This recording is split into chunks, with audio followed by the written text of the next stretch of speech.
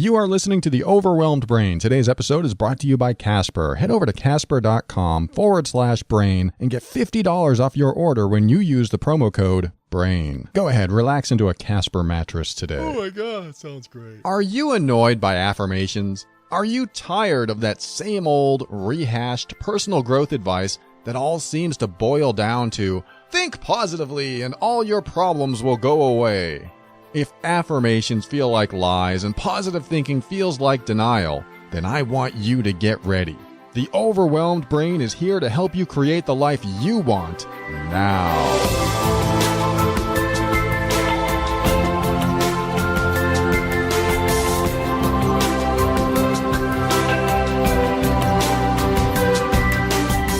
Hello, this is Paul Coliani. I am the host of this show called The Overwhelmed Brain, and I am a personal empowerment coach, and I'm here to help you increase your emotional intelligence and also strengthen your self-worth and self-esteem and empower you so that you can make decisions that are right for you. Everything I talk about on this show is my personal opinion and is meant for informational and educational purposes only. Always consult your physician before making any changes to your medical treatment. Thanks for joining me. I'm going to get right into it. And as you know, this is an email-driven show. A lot of the content that I talk about comes from your emails. So here's the first email that I'm going to talk about. This person writes, I don't know if you ever read emails from your listeners or answer them, but I'll give it a try. Yes, I do. Although I do prioritize my coaching emails. So if you're in the coaching program through the TOB patron site, then you will definitely get your response quick. Anyway, she goes on to write, I have many issues, but I really need help on how to get along with my mother. I need some articles or literature that you can help me with. My mother bothers me inside more than ever, even though she lives over 100 miles away. She's always criticizing me. I've never been good enough for her. I have a big problem with self-worth, although I seem to be really strong. And I'm also afraid that I will be the same mother to my daughter as my mother is to me. The pain in me is so deep. I grew up without a father who left when I was 4 and who is still an alcoholic. We have no contact. Thank you for making the world a better place. And I'm going to call you Sonia. All right, Sonia, thank you for that. I don't know how many clients I've talked with that don't get along with one of their parents, but a good percentage of them have a problem with one of their parents or both of their parents. And, that makes sense. We have problems in our life today, and where do they stem? Typically from the people who took care of us, or if you could call it care. At least we're alive today, and we made it through it. But there are people in our life, those caretakers, or people who were of heavy influence in our life, that either helped us be more functional in the world or less functional in the world, and what I call dysfunctional. So where you are, you might have some dysfunction in you, or I'm going to guess from your letter that you do have some dysfunction in you, meaning you're less capable of being more functional in certain areas of your life because of your mother, because of your upbringing.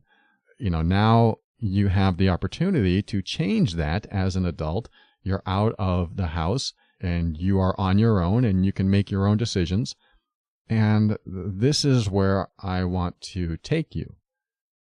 My first question is, why are you still in contact with her? I mean, if she's always criticizing you and you've never been good enough for her and you have a problem with self-worth and she pounces on that worth, why are you still in contact with her? Now, I understand she's your only mom, but she also seems to be a big source of the problem in your life. So you're an adult now. You don't necessarily need your mom. I'm skating on thin ice. I do this sometimes. And I'm not saying you have to eliminate all contact, but I will say this. If she makes you feel worthless and she's always criticizing you, then what are you getting from the relationship? Is it something ingrained in you that says, but I need a mom? And is that true? I know what I'm saying, and it's like I said, I'm really risking the idea of identity and family ties. I'm really pushing the envelope here, but Why keep someone in your life that's so toxic that every time you think about them and every time you talk about them or talk with them, you feel bad? You feel worse than you did before you did talk with them. That's my question to you. If you're hoping that one day she's going to have a change of heart and apologize, and maybe she'll suddenly realize that she's been mistreating you for years, she's not. Now, that could be very presumptuous of me to say, but do you hold on to that while the relationship continues to affect you negatively? Do you hold on to the hope that she'll change, or maybe apologize, or maybe finally show up as the mom you've always wanted? Do you hold on to that hope while continuing to be irradiated by her toxicity? Do you hold on to it? That's a question for you. I can't answer that. You may want to. Or you may want to look at it this way. What if I choose to break off contact and simply choose not to be around her? If I choose that, what happens? You know what? Try it on. Picture yourself a year from now not having had any contact with your mom. How do you feel about yourself? That might be a question that gives you a positive answer or a negative answer. Maybe you'll think, yeah, but she's my mom. And I get that. We're brought up to honor our family and honor our parents. But do you have to stay in contact to honor? These are just questions. I'm just throwing them at you because you have the answers inside of you. So if you have some sort of belief that blood is thicker than, toxic waste or radiation, if you have any sort of belief that you must hold on to your family for some reason, then you have to come to a new level of acceptance of her. And what that means is that you might have to realize that she is not capable of being the person you need her to be. And if you come to a level of acceptance in you that she is not capable of being the person that you need her to be, then maybe you can accept her for who she is. So this is a tough dilemma because now you don't have a mom.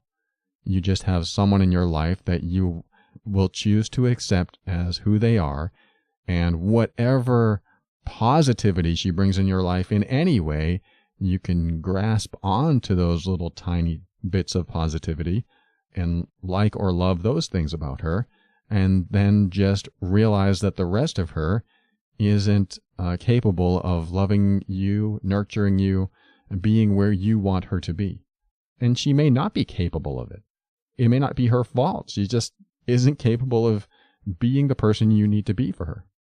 So I think these are all important questions for you to comprehend and try to figure out in yourself so that you can come to a new level with her.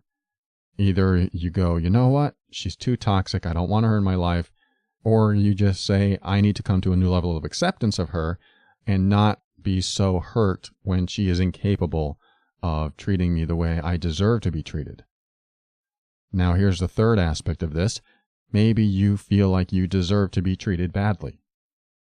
I hope that's not true. But that's what happens a lot in toxic relationships, is that you feel like you deserve bad treatment, so you stay with the toxic person. Well, I really am not good enough.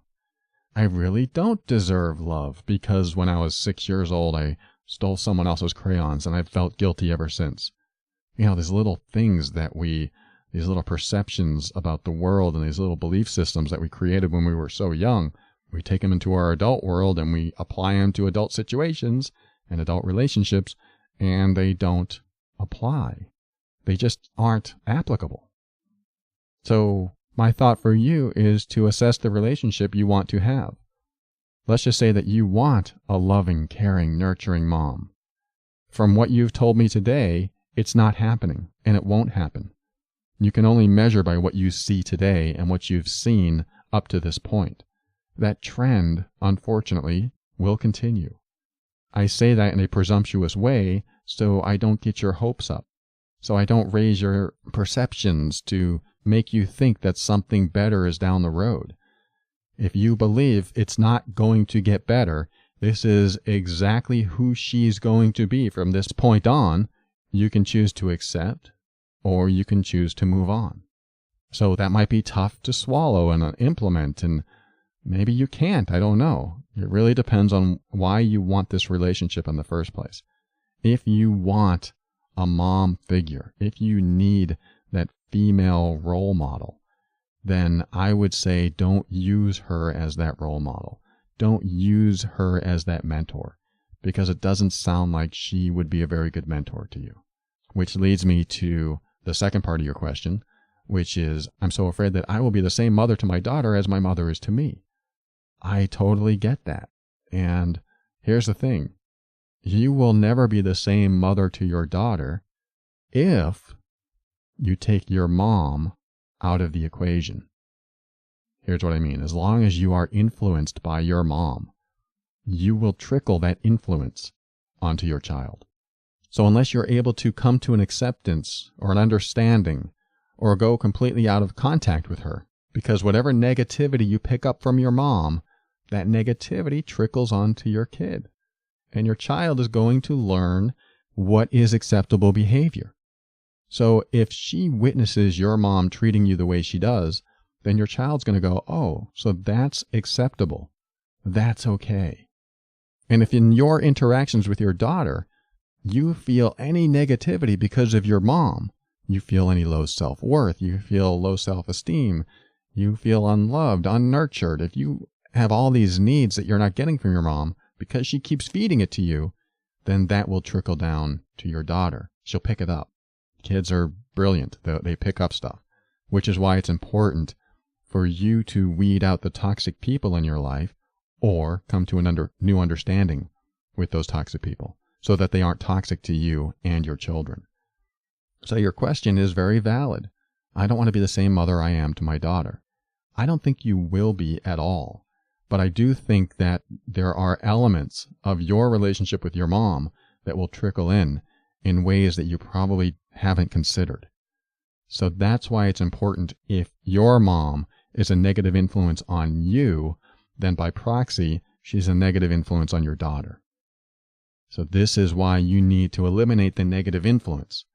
And if that means going no contact with your mom, or just coming to a new level of understanding and acceptance of who she is and not letting it bother you anymore, then that would be very helpful. Now, how do you not let it bother you anymore? I've told this story before, but I'm going to tell it again because it's very appropriate.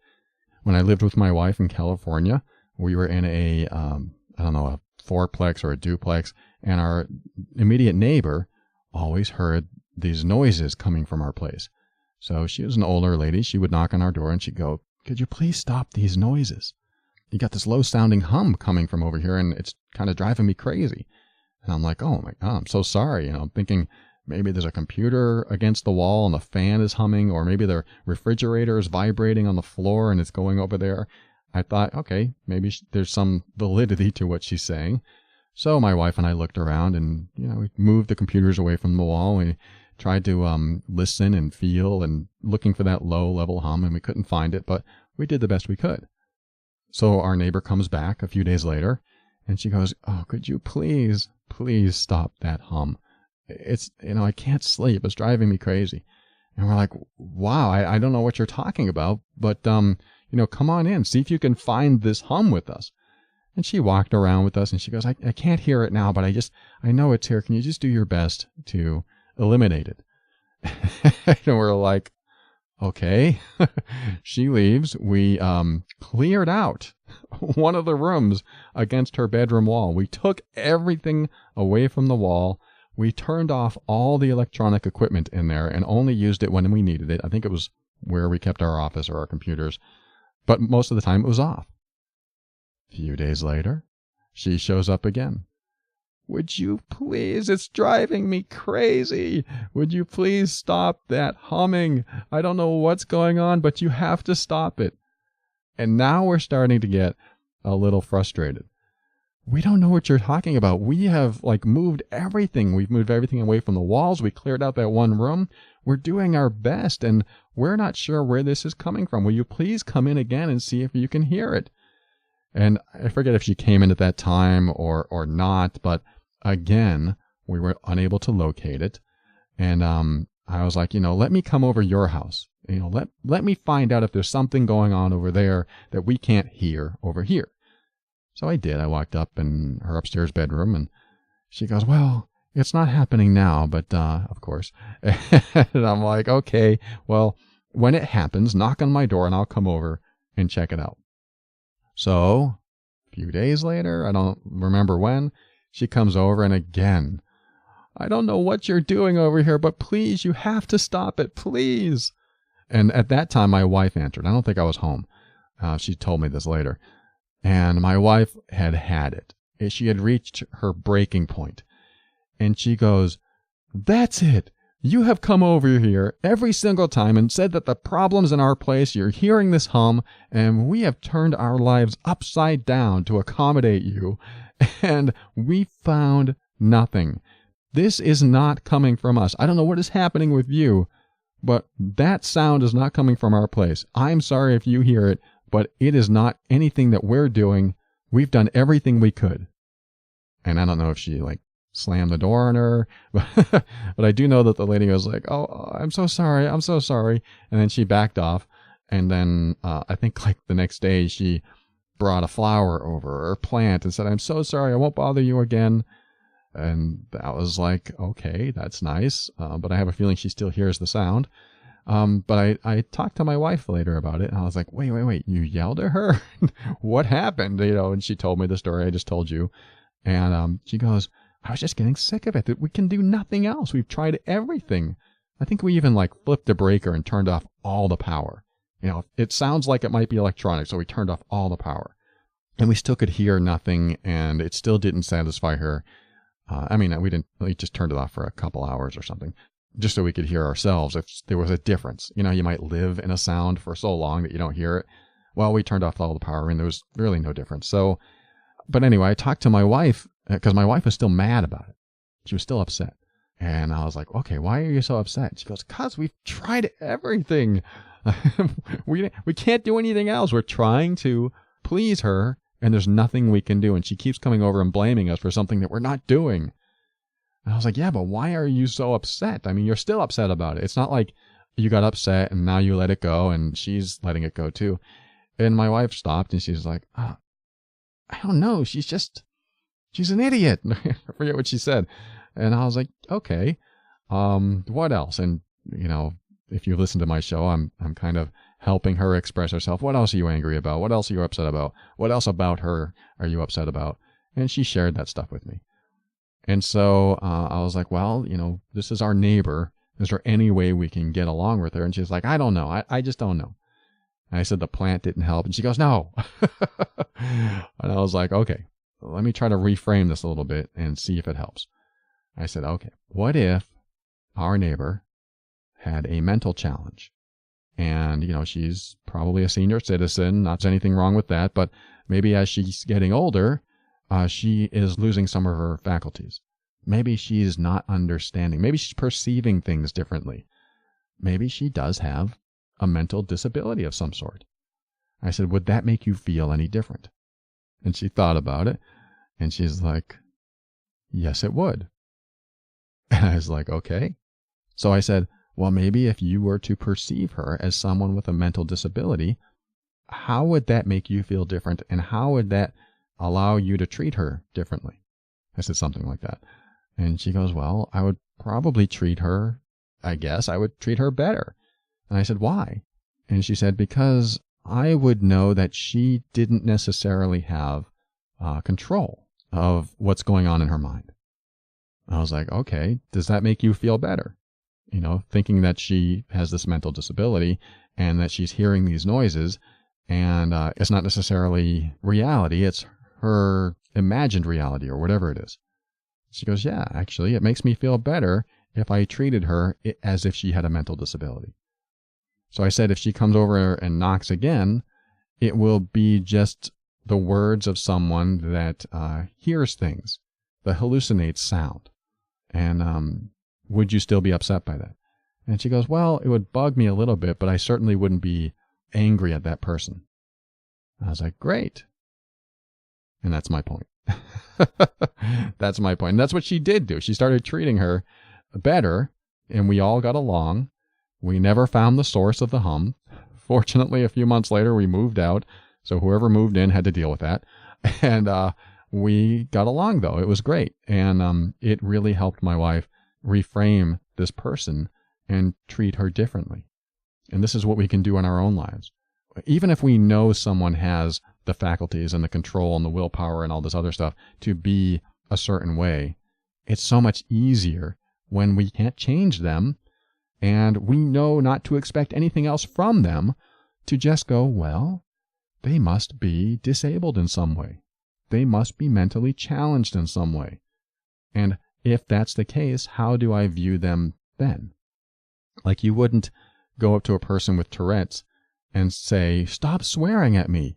I mean, you might, but it would be pointless. Stop swearing at me. And, they might tick and swear. Or they might call you a bad name. It might be a little frustrating for you to hear it, but if you knew they had an uncontrollable condition, they had no control over it whatsoever, would you still be upset with that person? It has to minimize it, unless you have no compassion whatsoever. If you have no compassion whatsoever, or you've reached your peak and there's just nothing else in you to accept that behavior, then you may not be able to do it.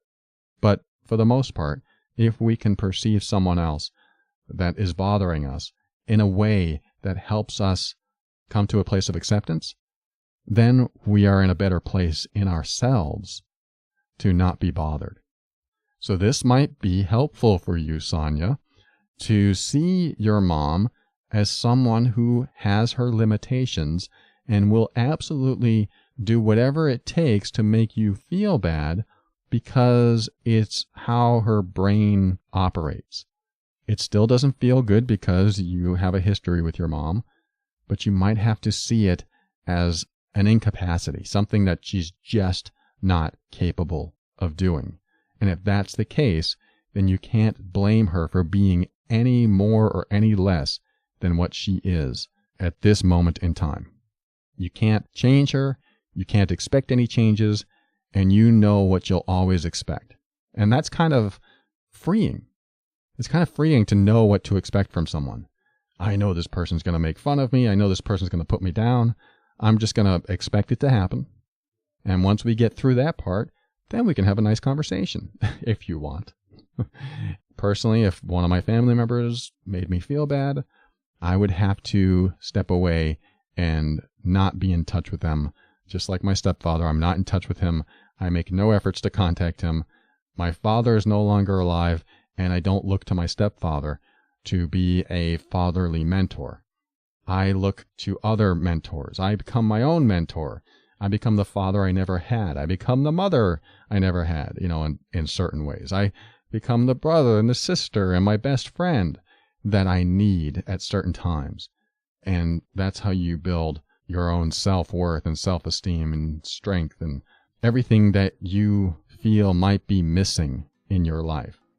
It's not as easy doing it yourself, and it certainly hurts to lose some people that you've loved in your life in a way, but sometimes it's necessary to start healing from how the relationship has been and what it has done to you. So I hope that helps, Sonia. Thank you so much for writing. We'll be right back after this.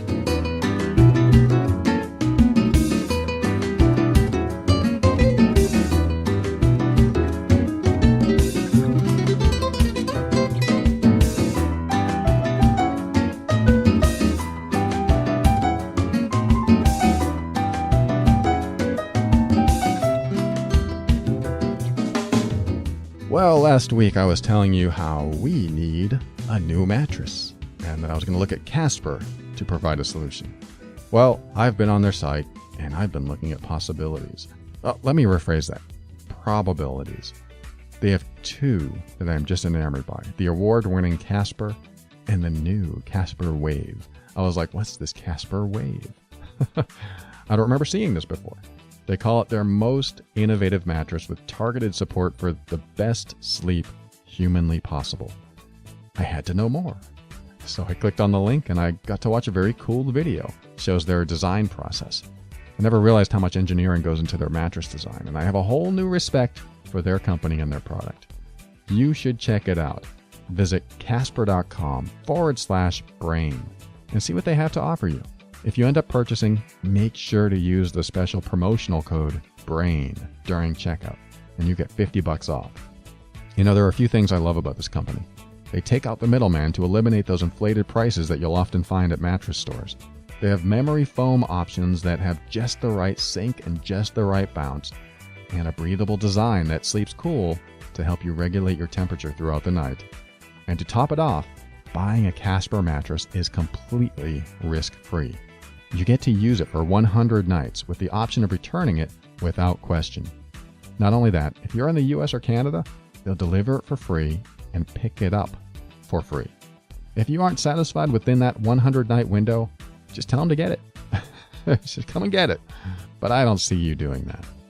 Take a look at Casper. They want you to try before you buy because they believe you'll want to keep it once you sleep on it for the first time. I mean, we spend a third of our lives on our mattress. You might as well get one that you can't wait to lay on. Visit casper.com/brain and use the promo code BRAIN when checking out to get $50 off. When you choose the Casper or the Casper Wave, I know you're going to have some amazingly relaxing nights ahead. Casper.com/brain with the promo code BRAIN gets you the discount. Get your Casper today.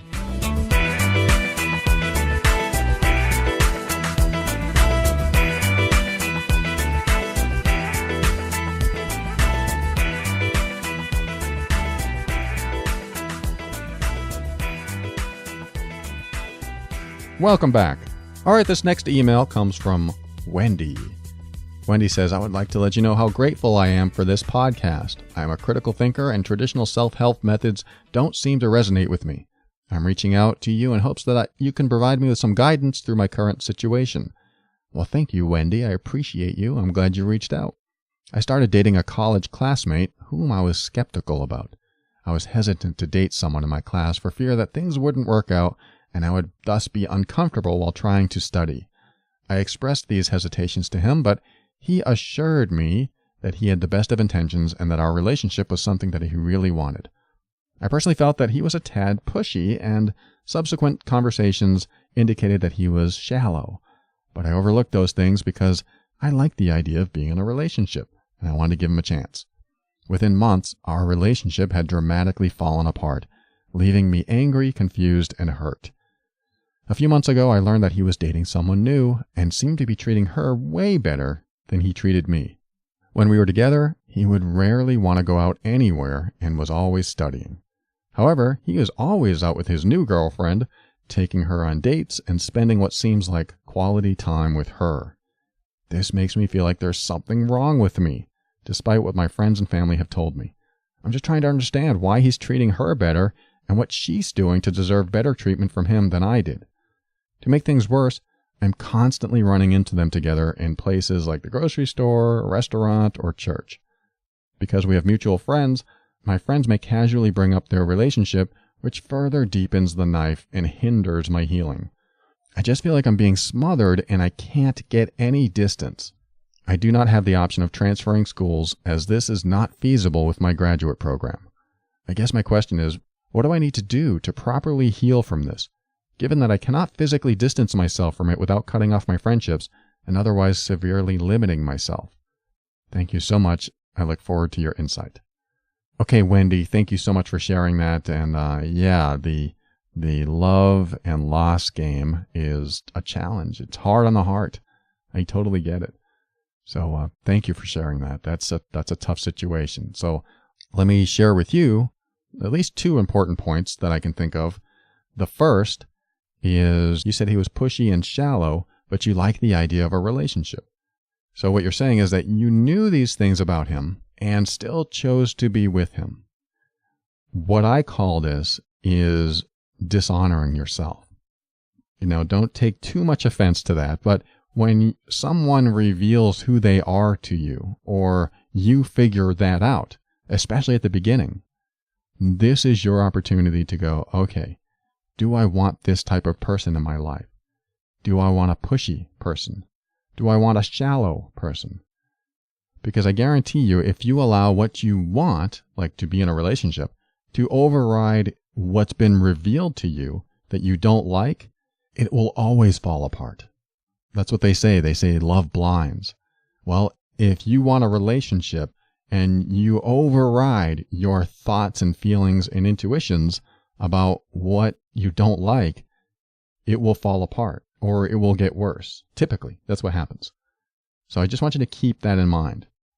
Also, if you like the idea of a relationship, but you don't qualify it with what kind of relationship, you'll be stuck with whatever comes your way.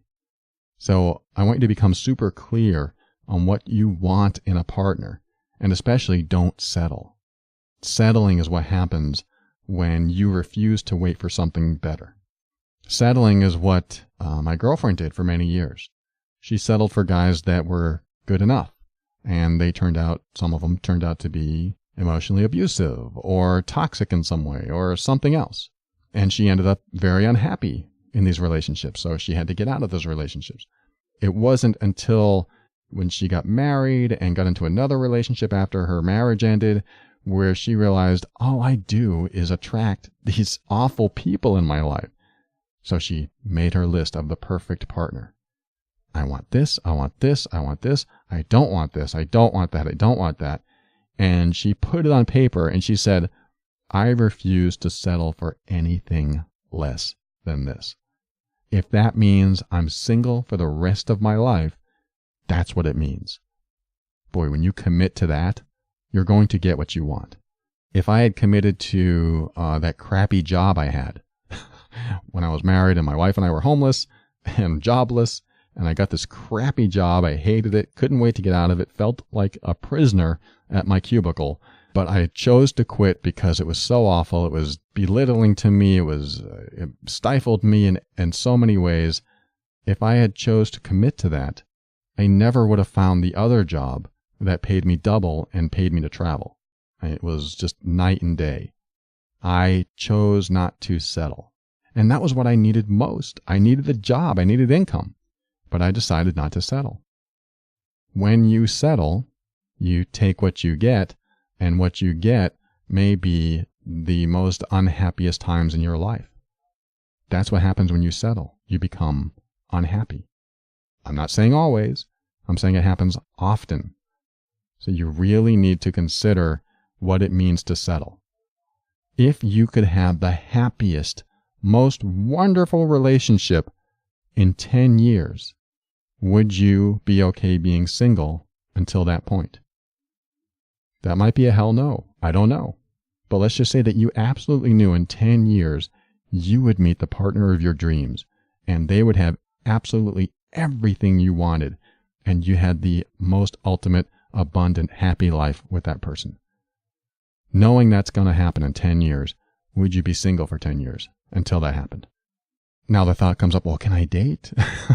Absolutely. But don't settle. That's my point. It doesn't mean it's going to happen in 10 years. It could happen next month. But when you settle for something less than you deserve, you usually become unhappy. You usually invite unhappiness into your life. So remember, settling is what you do when you refuse to wait for something better. And a relationship based on what you settle for usually doesn't last. Now, my second point is very important. If that wasn't important enough for you, this is it. It's along the same lines of the pushy and the shallow. You said he's now in a relationship with someone else. Now maybe, just maybe, he prefers the pushy and shallow type. And as a couple, they are more compatible than you two were. Just imagine that for a moment. Let's just say that he met someone pushy and shallow like him. And it turned him on. It was like, wow, this is so much different than Wendy. Wendy wasn't pushy and shallow at all. She was kind and nice and passive and compassionate. I don't want that. I want a pushy woman. I want somebody who's shallow, who can look at my body and go, yes, that's what I want. I want that body and not the mind. Or whatever shallow means to you. Maybe he met someone that appreciates those qualities. Now that may hurt to hear, but I want you to consider this. I was with a woman for 13 years. When our relationship ended, she found a guy that spoke his mind, wasn't afraid to be himself. He was a little rough around the edges, and he didn't really put on a show for anyone. He just showed up as himself. Now, can you guess who I was and how I showed up for that entire 13 years that we were together? I showed up as the person I believed she wanted to see. I was the complete opposite of the person she ended up with. I was someone who never showed negative emotions. I only and always ever showed my good side, if you can call it that. I always kept the peace, and I always made sure that her family and friends thought I was the best catch ever. I never showed her or anyone else the full breadth of my personality. I never stepped into myself and revealed anything other than what I believed would be best for her and everyone else to be exposed to. After all, what would she think if she saw the real me? And that's what I want to emphasize. Do you want someone to be with you for the you that you have to become, or the you that you are? Do you want someone to share your life with someone that you aren't compatible with? I'm not saying that you have to become pushy and shallow to get back with this guy, although maybe he would like that. But if that's not who you are, that game is not going to last long. That's going to wear you down. It's going to burn you out. So don't change yourself to be someone that he likes. I'm not saying you said that. I'm just saying that this is what I did.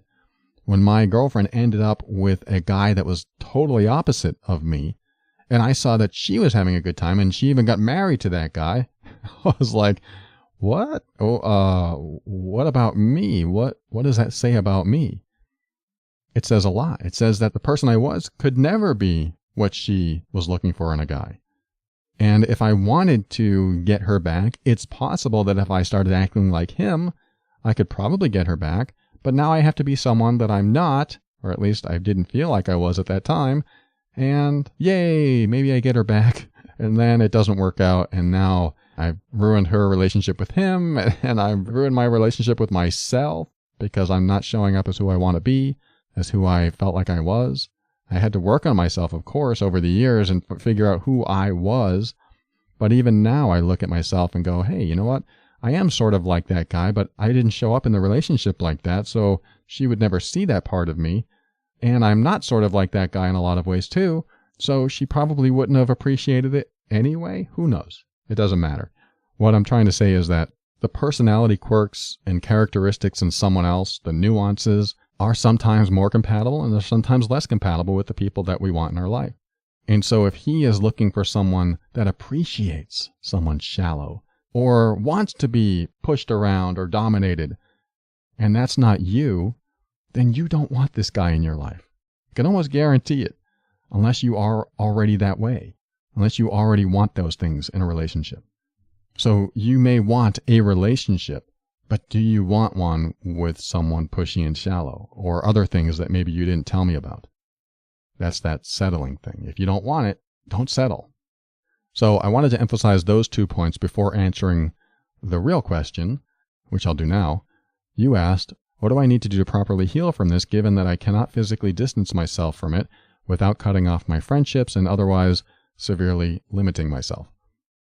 My answer is sort of basic, but I will expound on it a little bit. Proper healing involves time. It always involves time.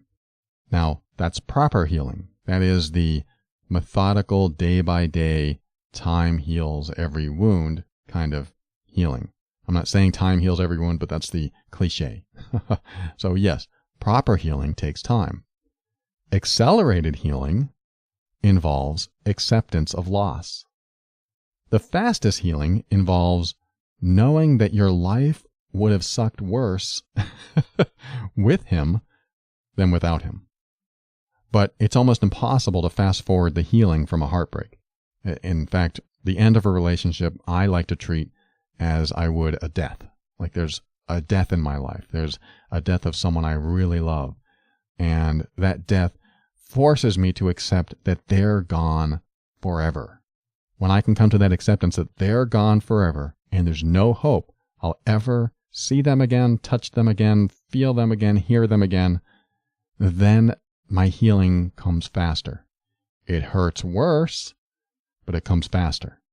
And the great part about that is if they're not dead, then when I heal, I will be able to see them from a new perception, from a new perspective.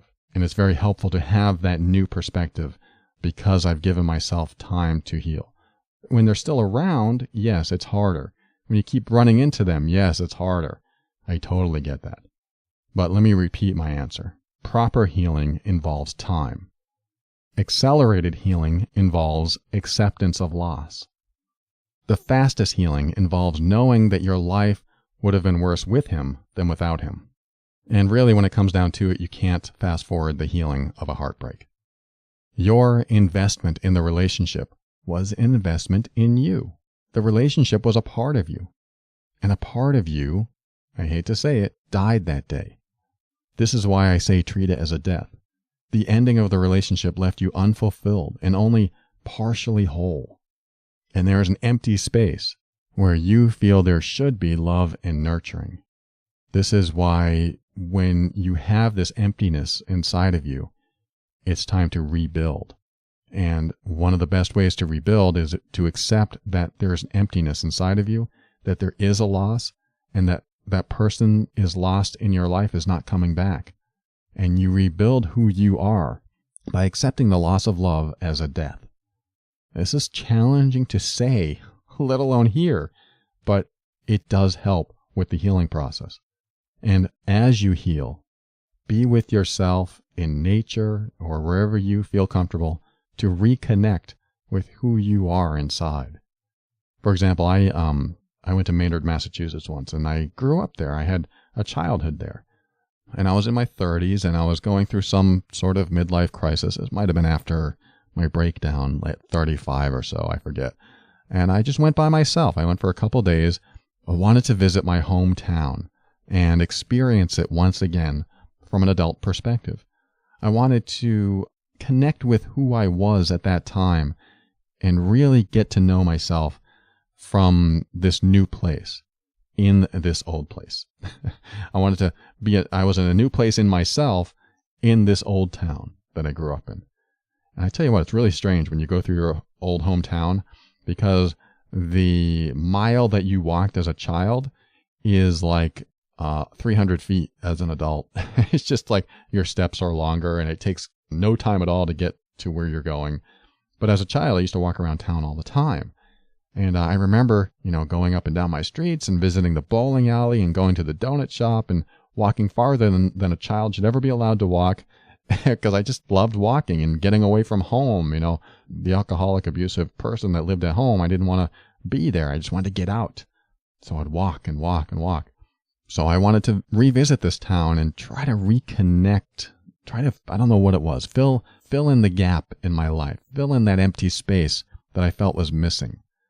I thought maybe if I could reconnect with myself as this adult, that there would be some conduit across time between my child self and my adult self.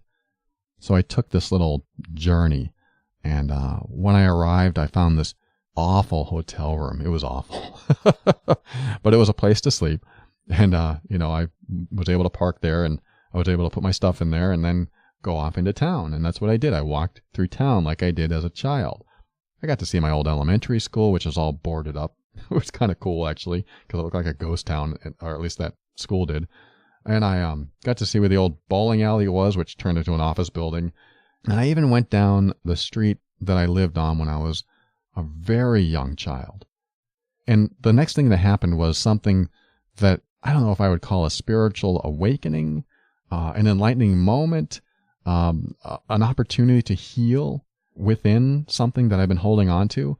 But as I was walking down the street that I grew up on, I ended up going to the house that I remembered living in, and there was a couple working outside. They were working on their garden or their hedges or something, and I saw them, and I went up to them, and I was like, hey, I said hi, and they said, oh, hi, how you doing? And they were so friendly, and I didn't know who they were. I don't know who moved into our house many years after, but I said, I used to live here, and I just wanted to walk down this road and see what it looks like, and connect with it again. I forget what I said. And they go, really? And I was like, yeah. And this is really cool to see that you're taking care of it. And he goes, why don't you come on inside? And I was like, really? And he goes, yeah, come on inside. And they stopped what they were doing, the man and woman, husband and wife, I guess. And they brought me inside, and I went through the kitchen I used to eat in, and I saw the living room that I used to watch TV in, and I saw that they'd removed a wall, and I saw how the house was painted, and it was all bright, and how much smaller it looked as an adult. And I just got this rush of, I don't know what you'd call it, emotion, energy. I was inside the house I grew up in, and it was a magical moment. And then I remembered, oh my God, this is the spot that my stepfather abused me. He held me down and he rubbed my dirty underwear in my face when I was 4 years old. And I was like thinking in my head, this is the spot he abused me, right here.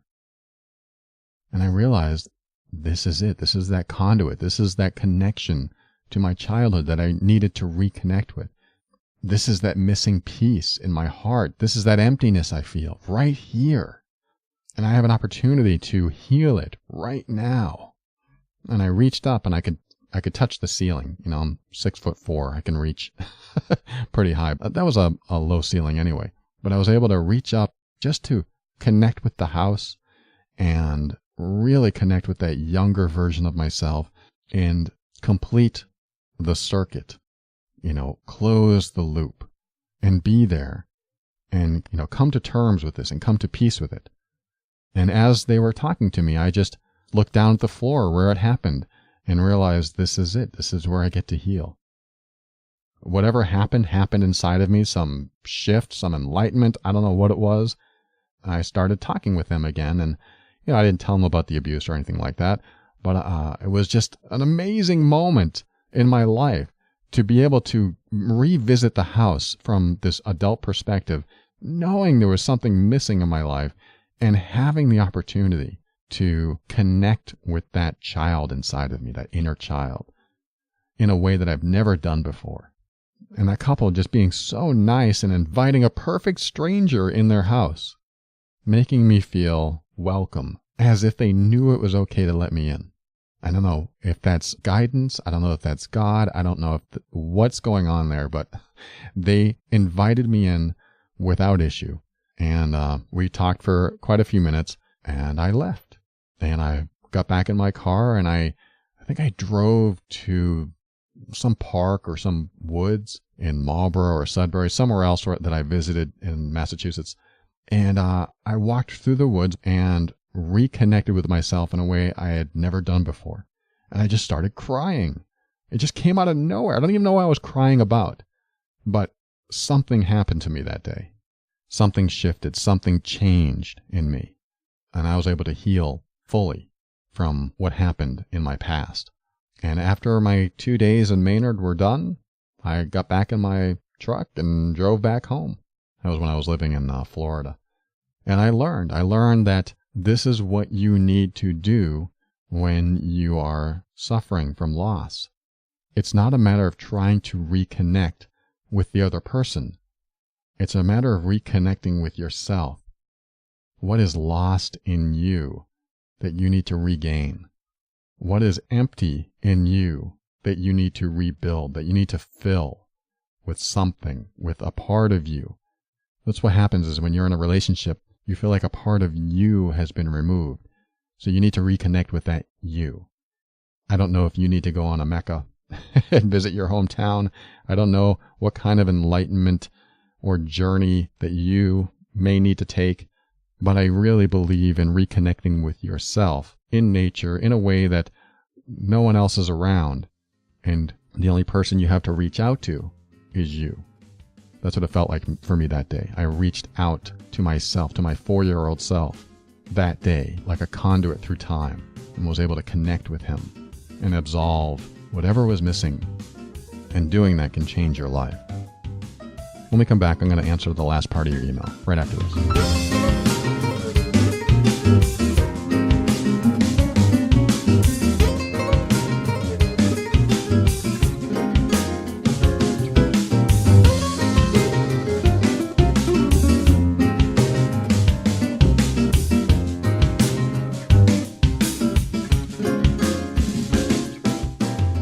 All right, welcome back. We're going to talk about the last part of your email, Wendy, that said you commented on him being out on dates with his new girlfriend and spending quality time together. And it's a blow to you because you think you're not good enough for him.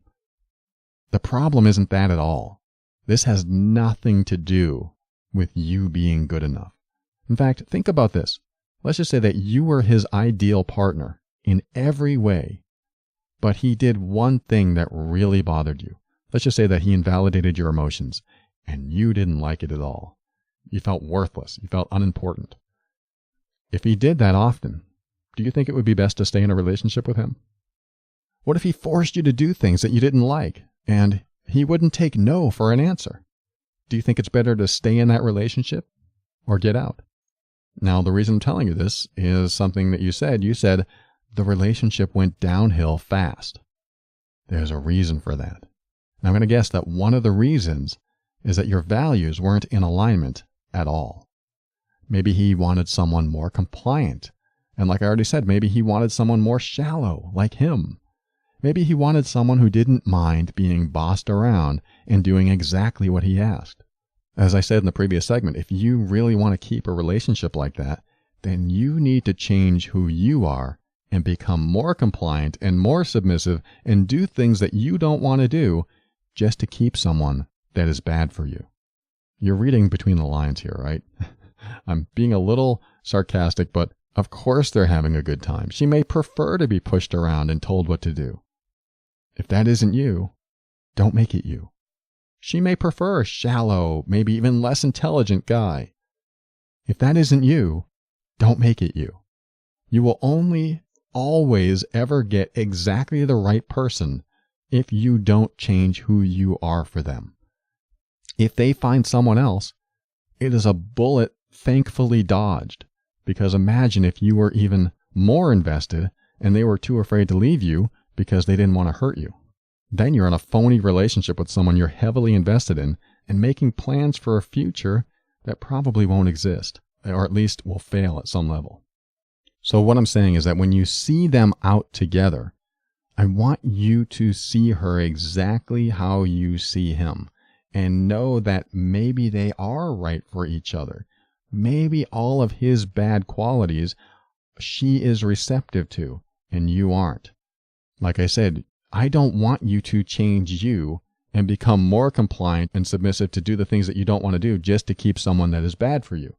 If you do that, then you will become unhappy. How can I get the person of my dreams? I'll change me and then they'll be attracted to me and then I'll be sick of being this new me because that's not me at all. That's not how it works. You show up as you so you can get the right person for you. When that person's not the right person, they end up with someone else who might become the right person for them. And their qualities complement his qualities. But I'm not saying that all the good qualities complement all the good qualities, because all the bad qualities do too. So whatever bad qualities you see in him, if she accepts that in her life, then she is built differently than you. Then she may be in a situation that maybe she likes or doesn't like. But now you are no longer exposed to those bad qualities, and she is. And you can look at that any way you want. Maybe she needs to learn some lessons in her life. Maybe she appreciates whatever those qualities are. But can you understand that's why they may be more compatible? It's like if you're not a smoker or a drinker and you meet a smoker and a drinker, you're probably going to go out less because they want to smoke and drink and you don't. They're probably going to want to go out and smoke and drink and party it up, whatever smokers and drinkers do, no judgments here. And they'll just do what they want to do where they want to do it, but as long as smoking and drinking is involved. But you don't want to go to those places. Do you think that you'll go out less often? The answer is yes, you will go out less often. Now they realize that you're not outgoing and as gregarious as they are and extroverted as they are, so they decide to stay home more often, not being who they want to be, and they realize it's not working out for them. I'm not saying that this is what your ex did. I'm saying that when you meet someone that has characteristics that you don't like or aren't compatible with, they're going to meet someone that has characteristics that are compatible, and they're going to get along in a different way, and they're going to do different things.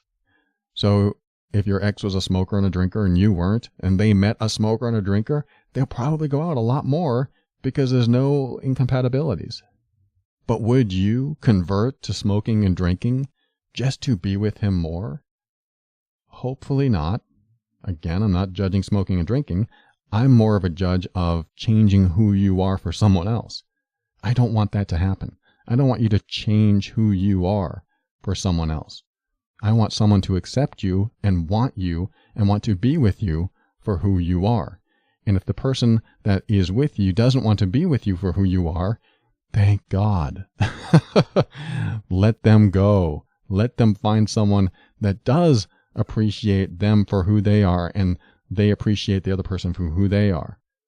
Let them find the right person, because if they're not accepting you for all you are, for how you show up, then you're going to get the results that you already got.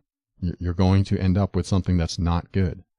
So when you see them out and about, thank her for being compatible with him so that you didn't end up with someone that would make you unhappy. Thank her. Be thankful. I know that's hard. I know you're still healing. There's some grieving going on, and I want you to connect with yourself in any way you possibly can. But just remember that each lost relationship is not actually a loss. It's just finding out who you are more and more. It's learning that you won't settle for less, because settling is disrespecting your worth. And I want you to step into that worth, and especially be there for yourself first. The hurt of loss is like losing love when you're a child. It hurts the same way. Where's the love? I need nurturing. This is the time to nurture that child that still hurts inside of you. Hug her, give her support, talk to her, connect with her in ways that you haven't before. Let her know that you're there for her. Reconnect with yourself. Thank you so much for writing, and thanks for listening to another episode. We'll be right back after this.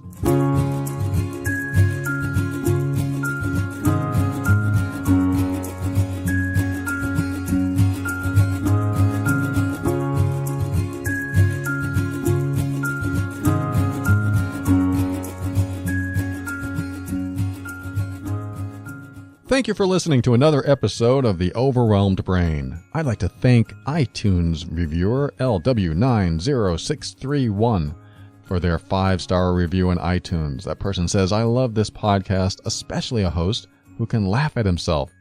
There's a lot of wisdom in these sessions." Thank you so much for that review. I appreciate that. And I'd like to thank today's sponsor, Casper.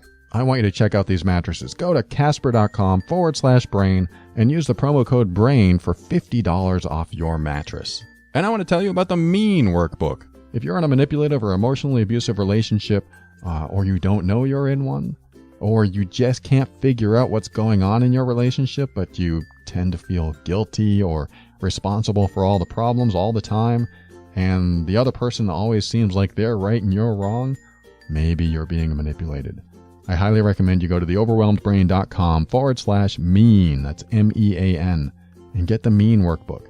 I've gotten some phenomenal feedback on it, and it's quite a revealing process, and it will likely reveal things that maybe you suspected, maybe you're not aware of in your relationship.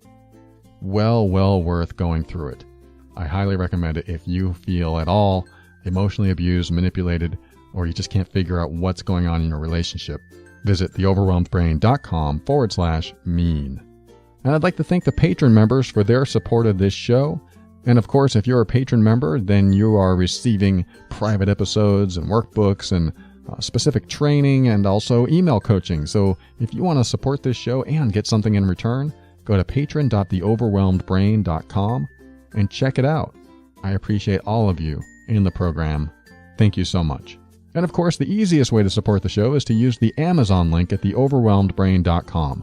Every time you use the Amazon link to do your shopping, we get a little percentage of each sale you make. So buy lots of stuff. Theoverwhelmedbrain.com, just click on the Amazon link before you shop. Your shopping habits are making a difference. So thank you. And finally, thank you to Kevin McLeod of Incompetech.com for some of the music transitions in The Overwhelmed Brain. And to close the show, I want to mention something that my girlfriend and I were having a conversation on just the other day, and it is on the guilt that many partners feel when they have an intuition about their partner and they refuse to follow through with that intuition. Like, I've spoken with clients that have intuitions that their partner might be doing something bad or lying or betraying or, something that is not conducive to a good relationship and certainly against their commitment to each other. So my girlfriend is like, when I was in my abusive relationship with my husband, I had this intuition, but I also had this guilt because I had the intuition. And I was like, what do you mean? This is interesting. I want to know more. And she is like, I had this guilt that because I was suspicious that he might be cheating on me, I felt guilty for having that intuition. I felt guilty for having those thoughts. I'm supposed to love my husband and trust my husband. I shouldn't have those thoughts. And on top of those thoughts, he would also lie to her and say, of course you can trust me. And that went against her intuition, yet she felt this guilt come up, and she chose to side with the guilt instead of her intuition.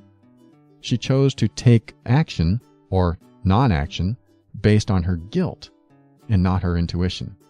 So let me let everyone off the hook here. This is very, very important. If you have an intuition that something is not right, something doesn't feel right, and then you have guilt about thinking that about the other person, for example. Like if you have an intuition like, I think that person's lying to me. And then a guilt comes up and forces you to go, well, I'm not supposed to think that about this person, so I will just deny my intuition. I mean, wherever you go, I think that's probably somewhat accurate for some people. They just deny their intuition and realize, well, I'm supposed to trust. I don't want you to deny intuition. I don't want you to side with guilt. I don't want you to put the blindfold on and hope that your intuition is wrong. I'm not telling you what you should do. Like I had a conversation with a client the other day, and I said, well, I'll tell you what I would do, but I'm not going to tell you what you should do. Just like I'm not going to tell you what you should do. All I know is that if you have an intuition and it's niggling at you, and you feel it every day, every week, every month, there's something that's not right. The dots aren't connecting correctly. There's some sort of, something's up. And your radar is going off. The flags are going up. But then guilt kicks in and you shouldn't feel that way. And they're a nice person and then they wouldn't lie. And if that comes up and overrides your intuition, I need you to step back and go, no, I need to trust my intuition. I need to justify if it's wrong or right. What does that mean? That means that whatever causes you to go in the direction of your intuition to justify if it's wrong or right might be the path you want to take. I'm not suggesting what to do. I'm saying that intuition plays a role in your life and it needs closure. It's like an open loop. There's something open in my life and I don't have closure to it. It's like that damn TV show I saw that went 7 seasons and then it stopped mid-season on the 7th season, and now I have no idea if the world ends, if those two people fell in love, or if she went back to her old boyfriend. I have no idea what happened. There's all these open loops in my mind. It's still there. I still want closure for that stupid TV show, which I loved. But I never saw the finale. There was no finale. It was never created. They just canceled it. So now it's an open loop in my mind. It doesn't make me crazy, don't worry. But it gives you an idea of how this works. Like, what happened after that last episode? This is what intuition that doesn't go away does. It's like, I don't know what the resolve is here. I don't know what the solution is here. I don't know if it's true or not. So I'm either going to go into denial and hope that my intuition is wrong or right or whatever you're thinking about, or I'm going to follow it up and justify. Because this is what happens.